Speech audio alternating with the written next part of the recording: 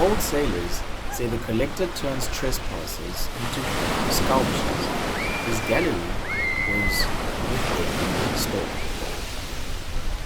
The Old Harbor Museum in Marianas was a place of history and mystery. Its weathered buildings and rusted relics telling the tales of a bygone era. But as the sun dipped below the horizon and the wind howled off the ocean, the museum took on an eerie atmosphere. Whalebones bleached white by decades of sun and salt rattled in the breeze, their hollow clattering echoing through the empty streets. A hunched figure moved among the bones, his silhouette barely visible in the fading light. He was a whalebone collector, a figure of legend among the locals. No one knew his true name or where he had come from, but they knew better than to disturb him. Old sailors whispered that he had been cursed by the sea, doomed to wander the shorelines, collecting bones and turning trespassers into macabre sculptures. The story of the whalebone collector dated back to the early 1900s, when a shipwreck left a lone survivor stranded on the east coast. The man, driven mad by grief and isolation, began to collect the bones of whales that reached shore, arranging them into intricate patterns and structures. Over time, his obsession darkened. He believed the bones held the spirits of the sea, and he began to add to his collection by luring curious travelers to his makeshift gallery. Those who ventured too close would find themselves transformed, their bodies calcified into bone sculptures that joined the collector's ever-growing exhibit.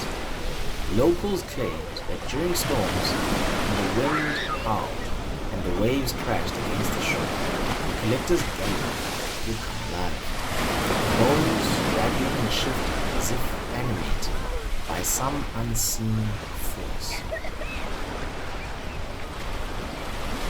One evening, a tourist named Mark wandered into the museum grounds for hours, drawn by the eerie beauty of the whalebones. He had heard the legends but dismissed them as superstition. As he walked among the bones, he couldn't resist reaching out to touch one. The moment his fingers made contact, a sharp, icy pain shot through his neck. He pulled back, horrified to see his fingers turning white and brittle, the flesh hardening into bone. Panicked, he tried to run, but his legs were heavy and responsive. He then began to stumble, falling to the ground as the calcification spread out his arms and legs. The collector emerged from the shadows, his face hidden beneath a tattered hood. He knelt beside Mark, his voice a low, rasping whisper. "Make a fire insect," he said, his breath smelling of salt and decay. By morning, Mark was gone. In his place stood a new sculpture, a human figure made entirely of bone, its face frozen in a silent scream.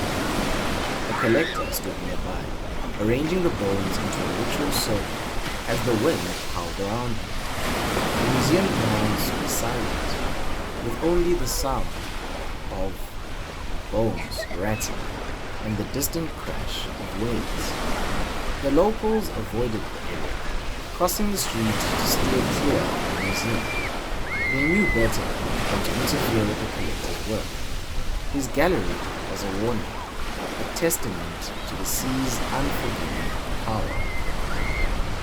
As the years passed, the collector's gallery grew, each storm bringing new additions to his macabre collection. The bones whispered to him, their voices carried the wind, urging him to enter with his work.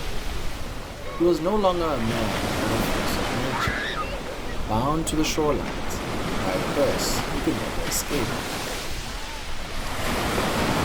And so, the whalebone collector roamed the coast, his hunched figure a familiar sight to those who dared to look.